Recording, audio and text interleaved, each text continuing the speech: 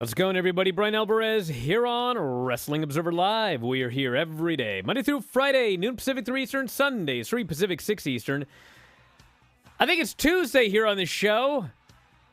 Yesterday was one of those days where, because it was Monday and we didn't do Observer Live and we didn't do the Filthy Tom show, all day I couldn't figure out what day it was. It was all weird. I thought it was like a Sunday, but it was Monday, and then Raw was on, and anyway, speaking of Filthy Tom Lawler, yesterday he was supposed to be on the show, but it was July 4th, and so he was not. And so I am delighted to announce that today, Filthy Tom Lawler will be co-hosting Wrestling Observer Live. So we're going to have to watch our language, both of us, because we don't normally have to do that on our show, but I don't want to give Dom a heart attack here, so we're going to do our best here today. But Filthy Tom Lawler will be joining us.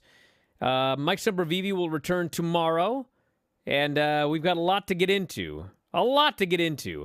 With Filthy Tom. Not the least of which, we normally review SmackDown, and probably not going to do a full SmackDown review today, but don't think I will not ask Tom about the Maximum Male Models segment on the show. We've also got Raw from last night. We have a whole bunch of shows coming up here. We've got Dynamite coming up on Wednesday. We've got Great American Bash. We've got all sorts of things, and we can get into that. Tyson Fury, we got an update on Big E, which is good news and bad news, it seems. But I would say mostly good news. Bad news in the sense that he probably is not going to be back for a long time. But good news in the sense that everything seems to be largely going well for him. We got Ric Flair's last match. We could tell you about that and so much more. Couple of plugs tonight. Brian and Vinny and Granny Show. We are doing the Limerick Contest. Pro Smoking Limericks. So get those in on Granny's Facebook page. Or you can email me, Brian@WrestlingObserver.com. Put Limerick in the subject line. I'm not going to read it. And also today, 2 Pacific, 5 Eastern, Lance Storm will be doing live Q&A for all of our paying top-tier Twitch homies and YouTube subscribers. We'll talk about more of this after the break. Observer Live.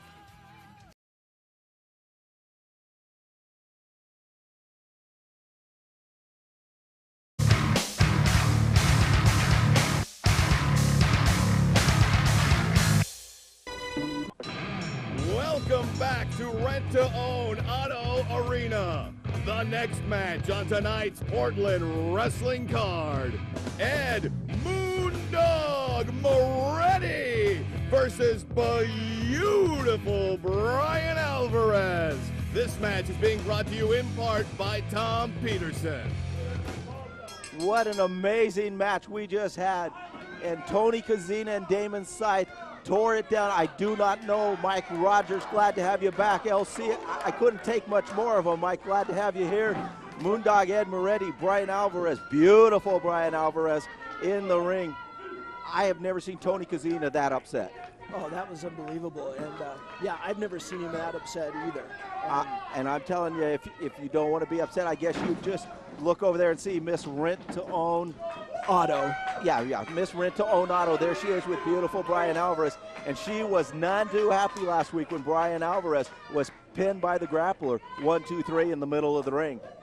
I'll tell you, fans, Ed Moretti, veteran 24 years, locking up with beautiful Bryan Alvarez, drives a knee into the midsection, whips him across the ropes, off he comes, another knee, really drives him in. Ed Moretti, Oklahoma roll, there he's got him down, there's a pin, 1, 2, no, almost a 3 count. A move you haven't seen. Miss Rent to Own Auto not looking very happy there with beautiful Bryan Alvarez and the effort that he's putting forth tonight. But fans, coming up next in our main event, the Suicide Kings versus Havoc and Mac. Again, double count out last week. Those two teams want to settle the score. Mike Rogers, I'm not sure the arena's big enough to hold them. Oh, you know, they're going to take off right where they left off last week. And yeah, I don't know if this arena can hold the action that we're in store for in that main event. Action like this each and every Saturday night, WB 32, 11 p.m., Portland Wrestling. Ed Moretti, the veteran in the ring, whips him into the rope. Drop kick for a big man. Really got up high. There's a pin. 1, 2, hooks the leg. Third man in the ring, Mark Watson, almost with a 3 count. You don't see agility like that very often from a man of that size. No, he's a big man. There's no doubt about that. And here we've seen 2 moves now that usually would be considered little man moves. The Oklahoma roll and a big drop kick. And I know Ed Moretti was very upset last week getting pinned in the ring by Robbie Lentz, a rookie. Hasn't happened to Ed in a long time. And that was quite the upset, absolutely. Looking to get back on track here. Whips him into the ropes. Oh my gosh, did he hit hard upside down into the turnbuckle. Off he comes. Big back body drop. Beautiful Bryan Alvarez up and down. Miss Rentone really, I think she's looking for someone else already. Splash off the ropes, nobody home. There's the agility. Bryan Alvarez with the Oklahoma roll himself. What?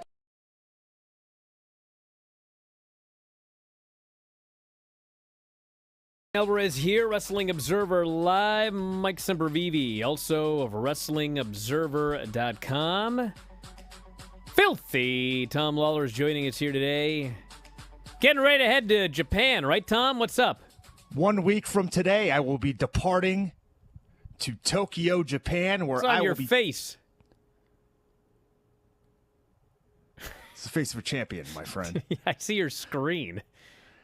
I see whatever pornography you're watching as we're trying to do this show here. It's Emmanuel. Yeah. I'm surprised you couldn't discern that from the view, but in 1 week, I'll be departing to Tokyo, Japan, where I will be taking part and taking over the G1 Climax 32, Brian. Can you believe it?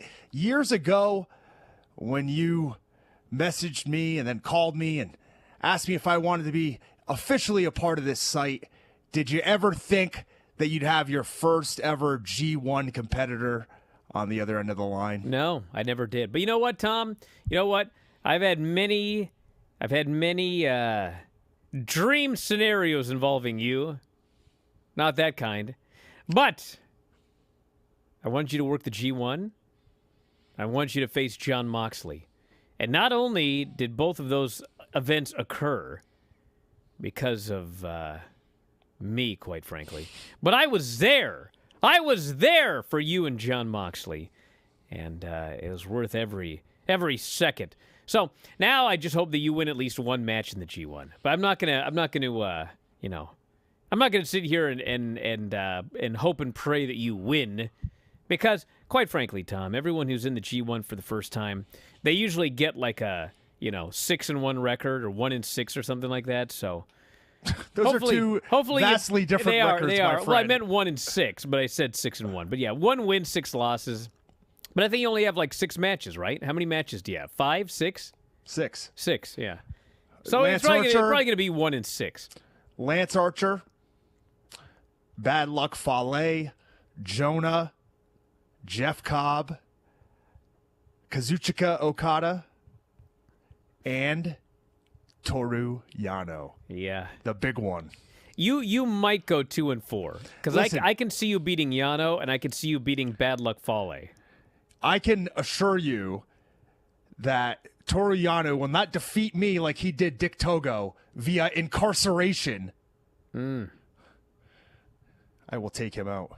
All right. Well, listen, we got to talk some news today here. And I want to mention Big E.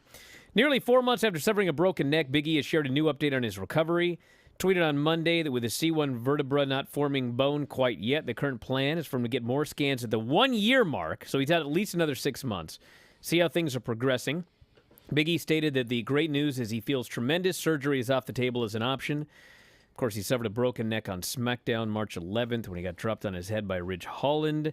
Broke his C1 and C6 vertebra. Not good, but will not need surgery at this point, so... looks like he's not going to be back for quite a while, if ever, quite frankly. I mean, we'll see. But at least he's living a normal life, pain-free, and things seem to be progressing well. So all the best to old Big E, and hopefully he does get to resume his career at some point down the road. Yeah, it sounds like, I mean, in the face of a horrible situation, that in the grand scheme of things, he's going to be okay. There's always injuries. Around the same time, Shinjiro Otani He was paralyzed, and he's still in rough shape. Yoshihiro Takayama as well, still out there recovering. So it's good to see Big E not requiring surgery, and hopefully he's able to get back in the ring. But first things first, and obviously his health is paramount and more important than making a comeback. Which Hayato, how do you say this? Hayato Fujita Jr., did you see him make a comeback? Do you even know who I'm speaking of? I did not see his comeback, no. No, he did a comeback match last week. I believe he's coming back from brain cancer, I think. Something along those lines. I know he was in rough shape at one point, but even he came back. So, hopefully, hoping the best for Big E, because he's awesome. We're not going to review SmackDown here today, Tom, because it's a lame duck show. Did you watch, by the way, any of the Money in the Bank? I did not see any of the Money in the Bank, but I did see SmackDown and Raw. Okay, I'll do Money in the Bank next segment, then we'll do Raw. But even though we're not going to review SmackDown, Tom, it was the debut of Maximum Male Models. And his name is not Face, Tom. It's not Face. I just want to make sure that I get that out there first. Because you're an idiot and you don't listen to me. But I think that even though you have been humiliated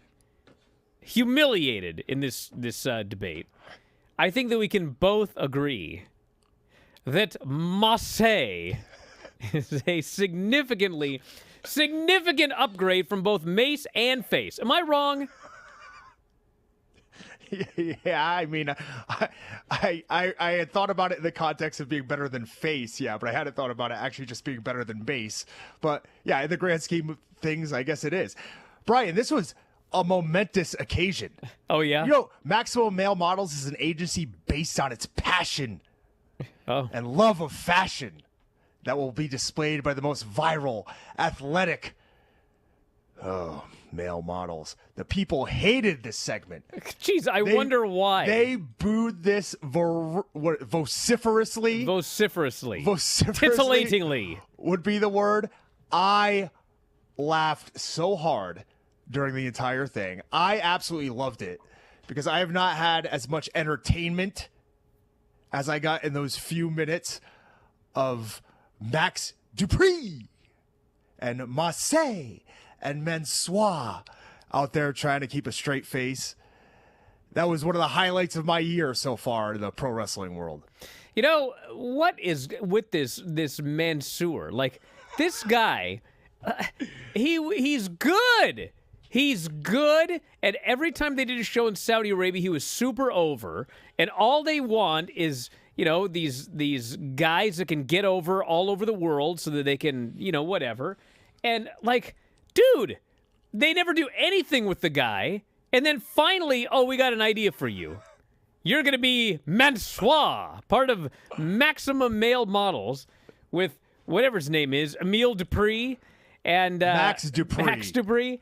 And I'm just watching this like, God, dude, what a waste of talent. But I guess, maybe they'll let's not kid ourselves. They ain't gonna do nothing with these guys. And next week they're gonna do their tennis, their 2022 tennis outfits or whatever. Yes. And then the week after that, they're gonna have to do some other stupid outfit.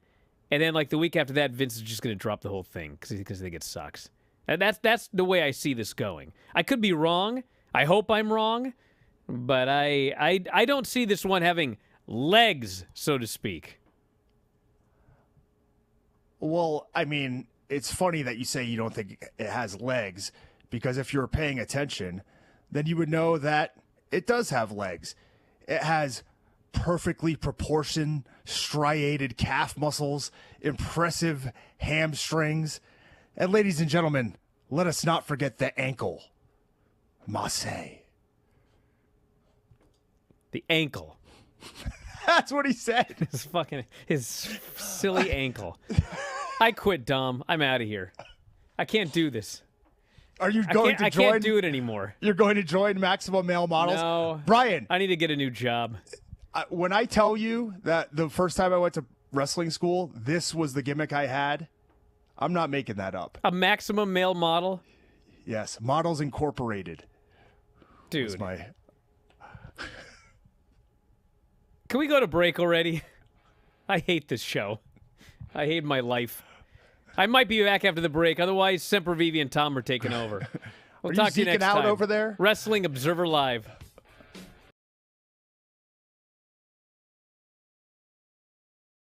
What's up, guys? It's Denise Salcedo, and I'm back with another commercial break. Here is a compilation of some of the things that Nick Wayne had to say during our interview. Take a look. Ever since I was a little kid, my dad has always had the pro wrestling school, the Buddy Wayne Academy. And growing up, I would watch training 3 times a week. I would go out there every class and watch the students learn, just watch professional wrestling all the time. And when training wasn't going on, there was always some type of wrestling on the TV or on the tablet, you know. Everywhere I looked, there was some type of professional wrestling. So it's like, how could you not fall in love with it, you know? But as time and time went on, as the more trainings I watched and whatnot, once I was about 8 years old, when the trainings would be over, I would get in the ring by myself and do what they did. I would see what they would do. I'd see what they learned, and I'd get in by myself, and I would do it. And then I started training for real seriously with the students when I was 9 years old. I'm like listening to that. I'm like 9 years old. That is wild. Yes. Yeah. And 9 years old, I started training for real. And it was an incredible ride, honestly. It's a big thing in like Lucha Libre for people to start at a very young age. Like the greats of Eddie Guerrero or Rey Mysterio. Eddie Guerrero, my all-time favorite wrestler. And yeah, just consistently training. I've been training from 9 years old till this day. I think training is something that's like very, very important to stay crisp in the ring. Well, my dad honestly taught me everything I know. Since I was a little kid, before training, during training, taught me everything I know in the ring, you know, psychology, how to view wrestling, you know, what to look out for. Everything I know is because of him. And when, like I said, when training wasn't going on, there was always some type of wrestling on the TV. And most of the time it was either CMLL or AAA Lucha Libre. And till this day, I love the high flying style. I love Lucha Libre. I love the high risk stuff, you know? So I definitely thank him for like letting me see that and getting like, oh my God, like this is so crazy, you know? Seeing the luchadors just fly around, I was like, that's what I want to do, you know? What do you think your dad would say right now if he saw where you're at your career at this point in time? Oh man. I think he would be, I want to say he'd be proud of me, because when he was wrestling during his time in the 80s, the 90s, the early 2000s, he was the one that was doing things that people weren't willing to do, you know? He would do the more high-risk stuff, which at the time was like crossbody off the top rope to the outside, you know? Now, obviously, stuff's crazy. People are doing double, triple flips off the top to the outside, doing stuff off balconies, you know? But he was always the one that did the high-risk stuff, that had the boundaries and broke them, you know? So I think if he saw me wrestle, he would be proud because I'd kind of be following his footsteps, you know? I like to do the high-risk stuff as well. So I think he'd be proud of me kind of following his footsteps and his style of wrestling.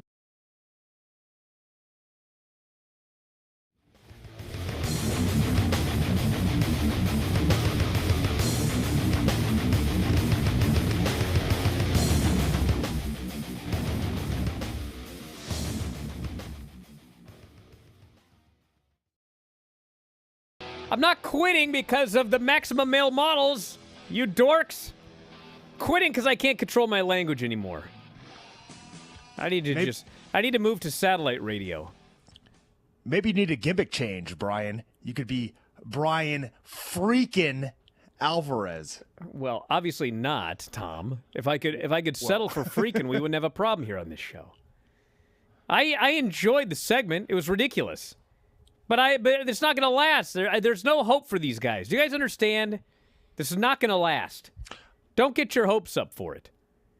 And man, poor Max Dupree was struggling to get through this verbiage. I mean, he was the most preposterous verbiage was written for this guy, and he's struggling to try to get through it. He's tripping over his words. These idiots are out there posing on the ramp. It was absolutely preposterous. And what's the end game? Just bad television? Like comically bad television? The end game is to titillate The juices of our guilty pleasures, my friend. That line doesn't even make sense. What was Vince thinking when he wrote that line? That line doesn't even make sense, and it's like their catchphrase. They're going to titillate the... What? The juices of our guilty pleasures. That doesn't make any sense. It is nonsensical, that line. I believe I've heard something similar in Emmanuel, actually. Well, you probably have, but they probably said it right. We also had another debut, Brian. Yeah, what's that? Somebody in the aisleway was wearing a Chop and Roll Express shirt. That's true. Who was that? Well, you didn't even notice it till halfway through the show because you were like, oh, my God, during the Viking Warriors entrance. I saw it in the very first segment of the show. Oh, no. Brian, I didn't notice it until you sent me the photo. What? I said, let me know when you get to the Viking Warriors entrance because they are not the Viking Raiders. They are the new, vicious Viking Raiders. Oh, great. Yeah, that's another one. No, I noticed from the very first segment there was a bloke out there in a Chop and Roll Express T-shirt right there in the front row. Every time somebody was in the aisle, he's standing right there. We got to find out who this guy is so we can give him some credit for this, for actually buying a shirt. You know, we got it shirts, everybody. F4WOnline.com/shirts. We got a bunch of cool shirts, actually, but I never plug them. But they're very popular, as you can tell by the shirt being front and center. So anyway, let's get through the rest of the news here. Then we'll talk about Raw. So tonight we have got the Great American Bash for NXT. And the lineup has Braun Breaker, Cameron Grimes for the NXT title, Toxic Attraction versus Cora and Roxanne Perez for the tag titles, Carmelo Hayes versus Grayson Waller, Trick Williams versus Wes Lee, Creed Brothers versus Diamond Mine, and Wendy Chu versus Tiffany Stratton. I've been told, you know how this thing goes, I've been told that the title match is getting the least amount of time. You want to guess? Which title match is getting the least amount of time, Tom? The main title. Cameron Grimes and Braun Breaker. Yes. Because of course the it will NXT get the title. least amount of time. They're going to give more time to Toxic Attraction versus Cora Jade and Roxanne Perez. And the Creed Brothers versus the Diamond Mine. And there's probably a pretty good chance that they've got some sort of angle for both of those matches. But let me tell you something. If I got Cameron Grimes, Braun Breaker, that ain't the one that's getting the least amount of time. But you know what? Not my company. Then we've got Dynamite on Wednesday, and Dynamite has Jon Moxley, Brody King for the AEW title, which actually should be an awesome match. Listen. Yes. Brody King's awesome. Yeah. It's who I beat to win the Strong title, that New Japan Strong title, but now he's linked up with the House of Black. Maybe it's his time, Brian. What do you think? No. Okay. Scorpio Sky versus Wardlow in a TNT street fight. TNT Championship. You think it's his time? I think it's Wardlow's time. Well, something's going to happen here. Something's going to happen. Dave totally, I asked about MJF, and he just immediately moved on to trying to figure out what the other advertised match was for the show. I thought it was a good question. Is MJF coming back tomorrow? It's a street fight. There's no DQs. Wardlow's fighting for the title. Is MJF going to return and screw him out of the title, or is MJF still vanished until whatever they're going to do with the guy? Guess we'll find out. Keith Lee and Swerve versus The Butcher and The Blade, and an appearance by Christian Cage and the Luchasaurus. So that's coming up on Wednesday. You know it's hot around here, Tom? Probably hot where you're at too, right? Yeah. Yeah. Well, whenever I'm sleeping and I get hot, I always dream about wrestling for some reason. Okay. When my body sweats, I start dreaming about wrestling. I dreamt that I had a match with Brody King. That's what I was dreaming last night. Apparently, it's pretty good, too. So it must have been a dream. Anyway, then we had the pay-per-view this weekend. If you missed it, we had... Hold on. Yes? Can I get back that 30 seconds of my life? No, of course not. What was that? You're going to talk about stalling and wasting time on this show? God, how about that time that you went crazy about steak frights for about the first 15 minutes of the show? And then the show wasn't even over. You're mispronouncing some other word. Huh? So we had Liv Morgan winning the women's Money in the Bank over Alexa Bliss, Asuka, Becky, Lacey, Raquel, and Shotzi. And it was a very sloppy match. I was afraid for everyone's lives. Liv Morgan won. And yesterday, Shotzi put something on Twitter about she was angry about criticism or something like that. And everyone was like sending it to me like it was all my fault. Dude, I never once, even in the universe of suggesting that she should quit or be fired. All I said was she botched a bunch of spots, which in fact is what she said in the same thing that she sent out. So this is not my fault. Then she canceled all of her social media as well. Really? Yeah, she's off Twitter now. I just said she botched some spots. I never said she'd be fired or should quit. Nothing like that. You know, I'll be honest. My experience with MMA fans was much worse than the experience I've had with wrestling fans. You know what I mean? Like I thought. No, what do you MMA mean? I thought they were much more fickle. Well, of course they're fickle. Extreme. Like I thought. Like anything that I've encountered in wrestling is like it's half, 1/10 of how bad it is in MMA. I think it's probably because your money is, based a lot upon whether you win or lose. Well, So yeah. If there's people, a if little people bit are of extra- betting money on you, they bet $1,000 on you and you lose. They're going to be way more angry than if they watch a free show on Peacock. Well, yeah, but Shotzi's not making, double the amount of money if she wins or loses a close match. no. Whereas in a fight you are. So you also have to carry that in there. And then you got some keyboard warrior wiping snot off his face, eating a cupcake, typing on the keyboard right after in his mom's basement. Or maybe it's his attic up in Bothell. Hey, you know what, though? If everyone just quit social media, things would be a lot better. I just want to throw that out there. Bobby Lashley beat Theory with the Hurt Lock. This was a good match. A lot of heat. People loved Bobby Lashley. Last 2 days, Lashley's been the most over guy in all of WWE. And he's now the United States champion, which led to an angle later. Bianca beat Carmella. It was just a short, nothing happened in Raw match. Bianca beat her clean in the middle, which led to Carmella beating her up and then coming out the next time. I'm going to talk about Carmella later. I'm going to put her over, Tom. Usos beat the Street Profits. And this match, some people thought it was great. Some people were bored. I fall into the camp of thinking it was pretty great. Yes, it was a long match. Yes, there was a lot of heat. Yes, there was some downtime. But overall, start to finish, I thought it was great. And the Usos got the win. Montez's shoulder was up, which they really didn't play up much on Raw last night.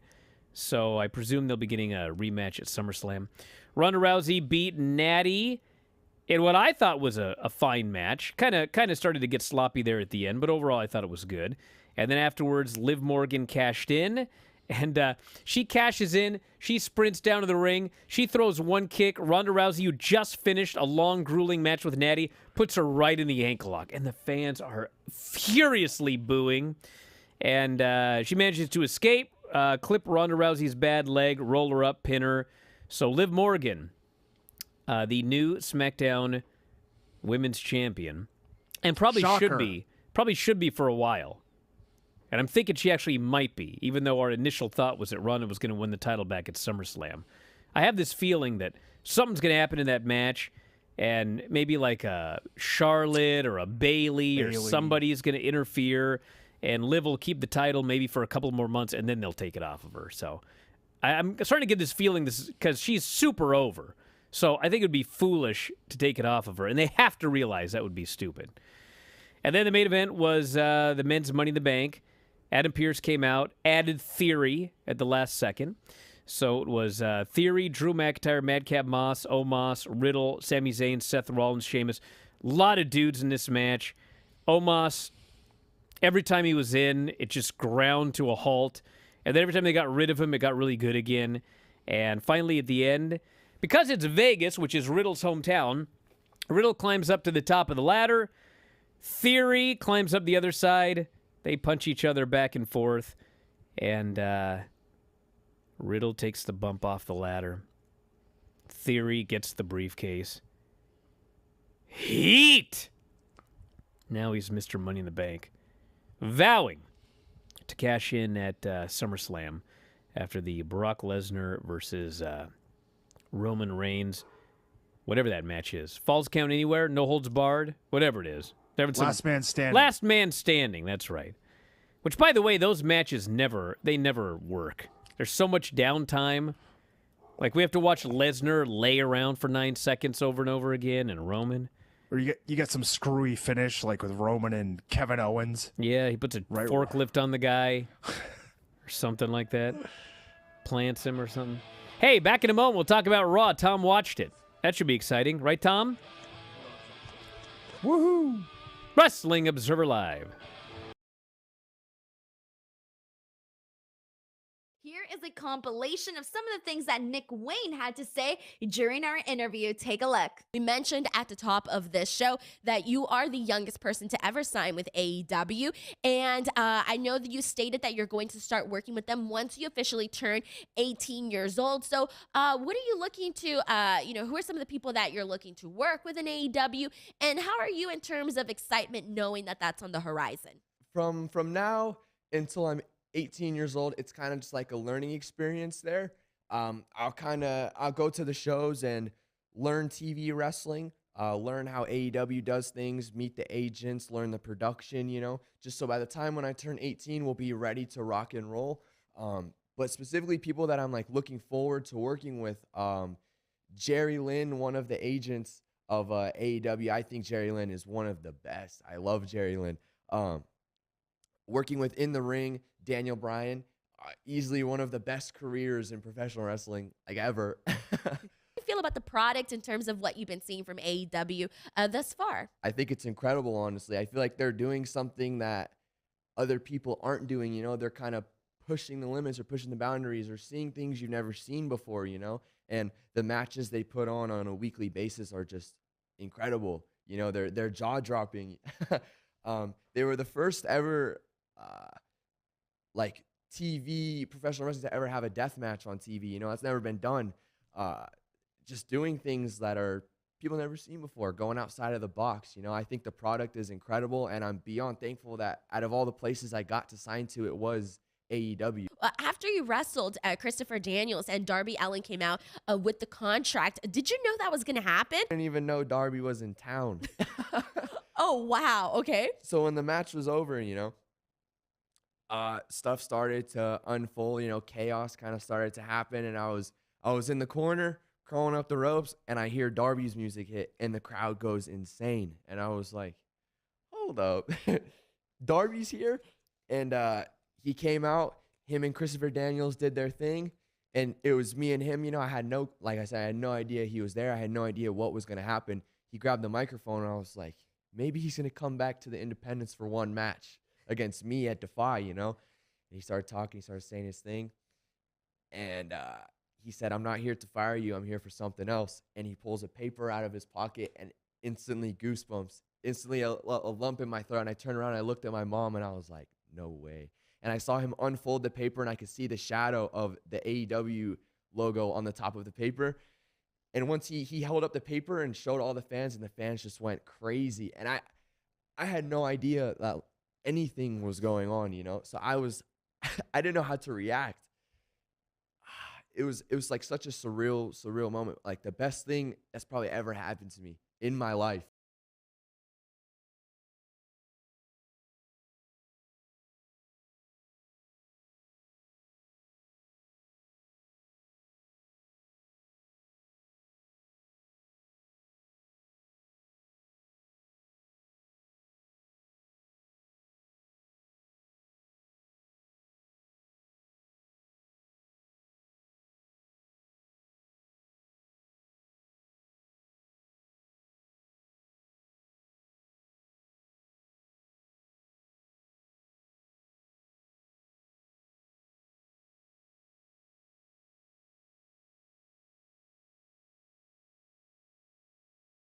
Hear us or no? Oh, there we go. All right. It was not the FCC. It was producer Jared's internet died. Tom, are you going to do this review or am I? For Raw? Yeah. Well, this is your show, buddy. So you didn't take notes today? You didn't take I have full notes, but we don't have the time for that. You can't get it done in 12 minutes? Absolutely not. Wow. You want to try? All right. Hey, Jimmy Smith, nowhere to be found. as this show is coming to us from San Diego, California. And we have Kevin Patrick taking his place at the helm of Raw. Is Jimmy Smith out? They said he was on vacation. Ah, okay. Well, good for him. As If you that's mentioned, true. Who we'll takes a see. vacation on Monday, the 4th of July? 4th of July. Ridiculous. So Lashley comes out, as you mentioned, the most over guy on the show. There's big chants of Bobby, Bobby, Bobby. And he says very little before Theory comes out. He says he's got a rematch taking place against Lashley at SummerSlam. And basically jumps Lashley. Doesn't get very far. Lashley catches the briefcase, spine busters Theory, and we move on.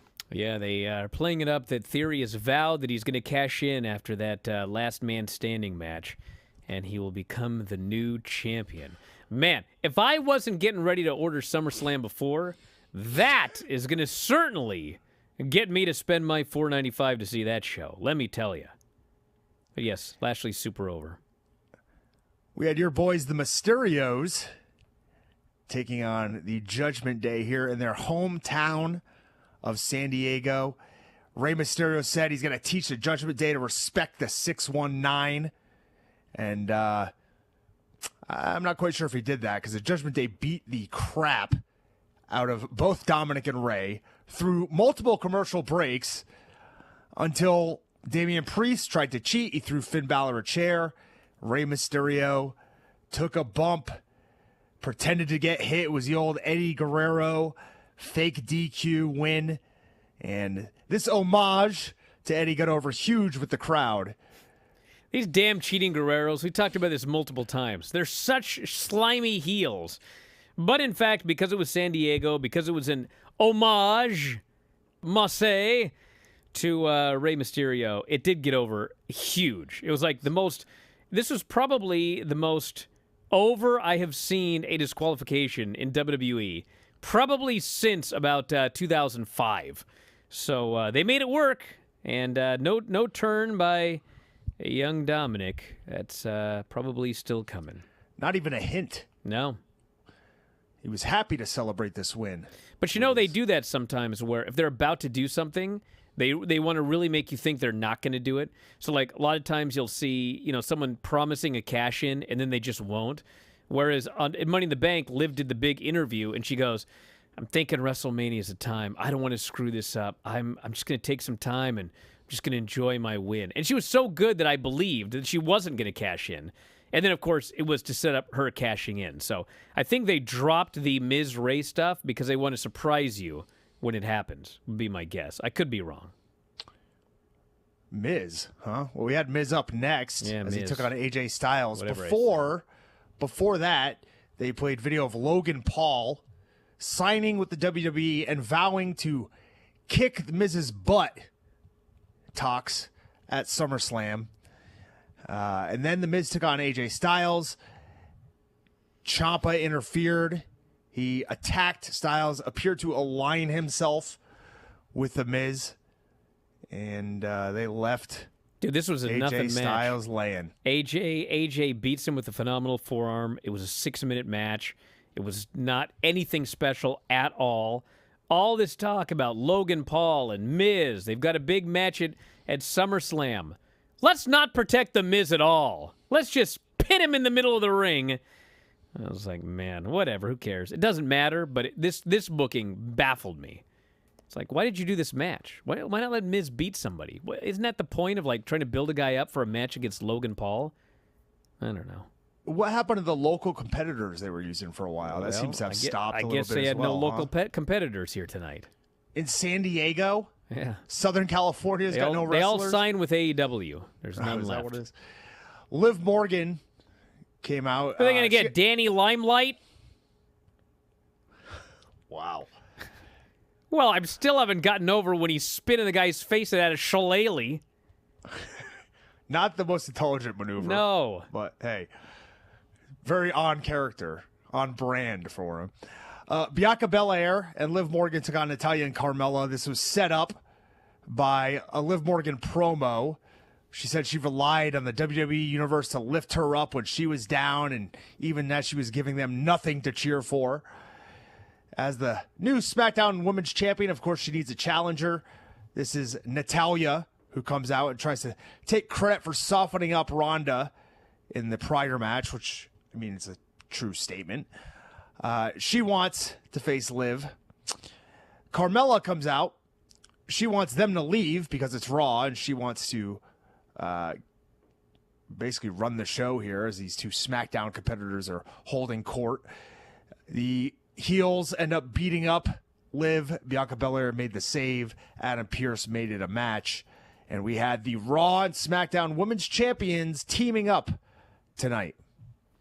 Thought Liv did great in this segment. She has in fact been underutilized for a long time, and the fans do recognize that. And I think this could end up being one of those Edge things where he won and cashed in Money in the Bank, and it was only supposed to be like a 3-week thing, but he got so over that he ended up being a permanent main eventer. So we'll see if that happens with Liv, but I thought she did a good job here. And let me say one thing about Carmella really quick. When she did that promo, and she goes, I can't believe, Natty, that you're not just going to slap Liv Morgan the way I slapped Bianca Belair last night. It really hit me that Carmella's not like a great worker at all, even though Ed in San Antonio sent me a text about how improved she was after that match in Money in the Bank. And I was like, of all matches, that's the one you chose? But she's a good heel because she delivers these heel lines in such a way that I'm like, dude, I want to see someone just like pin you in the middle of the ring and humiliate you. Not like the go-away type of heat, but the actual right kind of heat where the heel says something, you're like, I want to see her get hers. When she had that line about how she slapped around Bianca the night before, even though it was like a total Bianca dominant 1-2-3 pin in the middle of the ring, and it actually was like, how can you say that she beat you? And then I realized, what a mark you are, Brian. She gotcha. So anyway, I think Carmella's a good heel. She delivers her heel lines well. But as far as in the ring, no Ed. She's there at this point. Natty went for the sharpshooter. Liv kicked her under the ropes, hit the Oblivion, and picked up the win. So, way to heat up Natty. I don't think they're trying to heat up Natty. They mentioned after this match, like, she was still going to be the challenger. Well, they do this stuff all the time. I mean, Carmella's still a challenger. She got beat in the middle of the ring in like 6 minutes last night, or Sunday, or Saturday, or whatever day it is today. And then. Anyway, they had a food contest. Ugh. Nobody got choked out. Tom can't do it.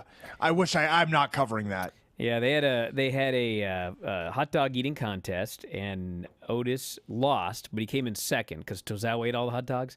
And then this led to a match later on where, yes, he barfed. Yeah. Appalling. It was hideous. Why? Why is this on my television? Because Vince thinks it's funny when people barf or... It's not. Well, I know that. Wait, hold on. He doesn't like any sneezing. You can't sneeze, but you can barf. Well, he doesn't want you barfing in his office, but like... How do you know? You know, he likes to see stupid stuff on TV. You know, big guy eats hot dogs, barfs. What could be funnier than that? Besides virtually maximum male anything. Models. Ugh. Seth Rollins and Zeke, I thought, had a good match. Am I wrong? Yeah, it was good. Yeah. It was good. Rollins at the stomp picked up the win. Riddle snuck up, RKO'd him out of nowhere. This was set up because at the barbecue party, whatever it was, earlier today, there was a bunch of pandemonium, and Ezekiel squirted ketchup on Rollins' shirt. Ugh. You know, when Ezekiel first showed up, and I was like, man, Elias, he played the guitar. People loved the concert.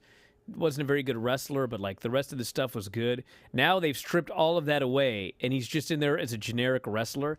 I was like, how could this possibly get over? But you know what? Zeke is way, way better than Elias ever was. And he's improved a lot in the ring of late. Granted, he was in it with Seth, but this Zeke, I don't even know how he managed, but he turned his career around by getting rid of everything that was over and somehow becoming more over as just a guy. A guy's brother. It's impressive. Are we gonna get Elrod? I think we are. Is Elrod? They're strongly hinting that we're going to see Elrod. Oh man, yeah. Megan Moran. Well, we had Chad Gable, and Otis, and Theory took on Bobby Lashley and the Street Profits, like you mentioned. Lashley pinned Gable after a spear, and then we had Otis barfing. Only 23 hot dogs he ate. Yeah, What a and poor somehow he only performance. barfed one. That was weird. Well, I mean, he's not quite the worker that our boy Joey Chestnut is he? Joey Chestnut, 63 dogs, hit the zigzag on a protester. Yeah. Took him out in the process. None of that happened here, let me tell you. No. Otis. I like not this a Megan gamer. Morant, by the way, when the first thing she says is, I hope Otis is feeling better soon. Now let's talk to Becky Lynch. And Becky doesn't care at all about old Otis. She's just angry. No. She's going to have a match with... Then we had my favorite segment of the show. I got to tackle this one. R-Truth comes out dressed as Uncle Sam. And after everything that's been going on in our country over the last couple of months, man, he's begging these fans to chant USA. And, dude, I'm watching these 1993 Raws with the Lex Express tour where the people actually are going crazy with USA chants. Man, they don't want to chant USA in 2022. He's begging for chants. It's not working. Finally, out comes Ludwig Kaiser and Gunther. And the ref goes, you ready, Truth? Truth goes, no. He goes, you ready? No, I don't want this match. All right, ring the bell. It's like, what a horrible person that referee is. And he's immediately killed, absolutely brutalized by Gunther, destroyed in his wig. And that was the end of that. Man, what a horrible guy. And then main event, Becky Lynch beat Asuka in the no-holds-barred match. I thought the first half before the commercial, not good. Second half, good. What did you think? They went right into the weapons. You know what I mean? Like, they started using trash cans and chairs immediately. This was billed as a no-holds-barred match, Brian, but I didn't see Zeus anywhere. You're an idiot. You know why they had to rush is because they could have started wrestling at 10:40 p.m., but they had 7 minutes of commercials, entrances, and video packages, and then they ended up rushed. Just like we are, because I hear the music. I made a whole segment without getting in trouble. Back in a moment, Observer Live. Here are some highlights from my interview with Konnan. No, because you got to remember, they don't make their money. I had a conversation with Vince McMahon, now it's probably 2 years ago. But I had a conversation with him, and one of the things that he told me, and he was right, you know, he was like, well, really, there's no money in Mexico. I can make more money off the Mexican Hispanics in the United States, right? And which is probably right.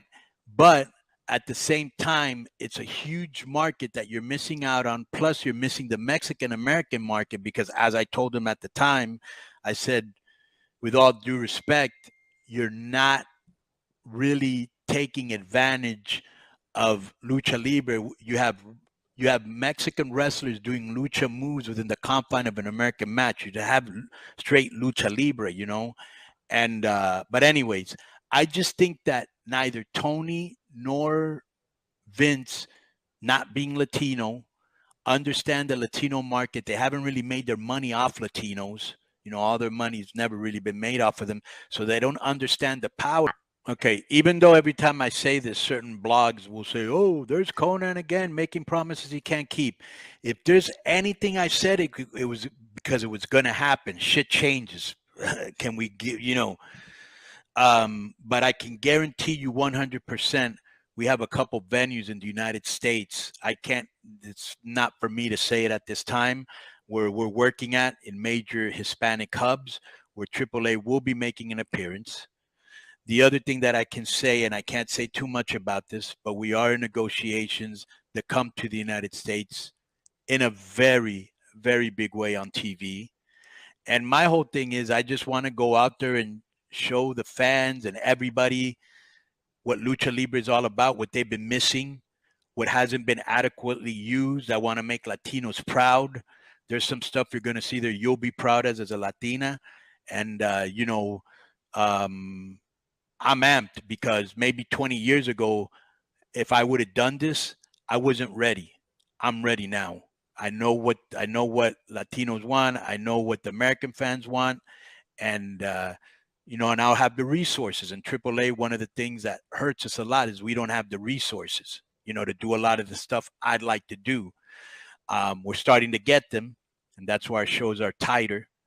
But we got some cool shit coming, and there's a reason why we're on Fight TV. There's a reason we're back on YouTube. If you remember, we were geo-blocked for a while because those are our baby steps into coming to the United States. And it's going to happen. It's inevitable. One of my favorite lines of all time is by Victor Hugo, where he says, there's nothing more powerful than idea whose time has come. It's time for Lucha Libre. Thank you guys so much for watching. Enjoy the rest of Wrestling Observer Live.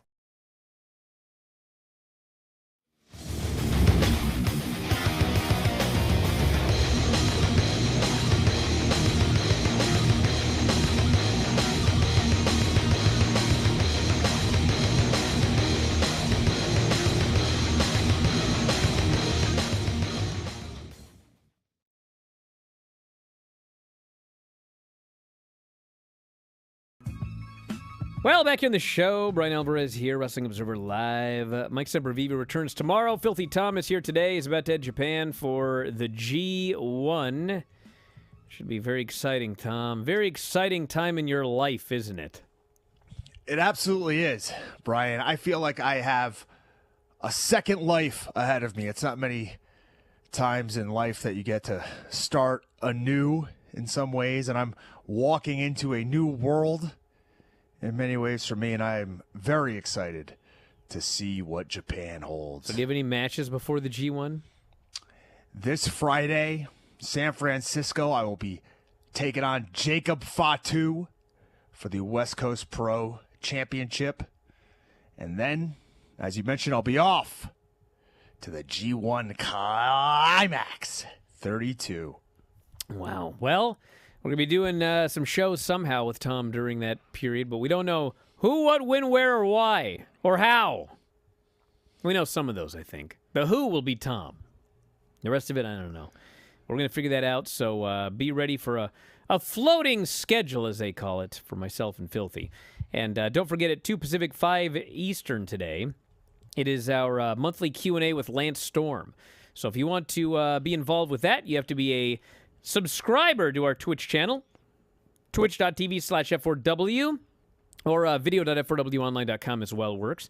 And you can ask your questions. I ask Lance. He answers. You ask follow-up questions. And it's a fun time. Go about 45 minutes today, starting at 2 Pacific, 5 Eastern. So Twitch homies and top-tier YouTube subscribers must be paying members. Join us for the Q&A. And that's that. So thanks, Tom. Good luck in the G1. Thanks, Mike, as always. Callers and listeners up in the studio. We'll talk to you next time. Wrestling Observer Live.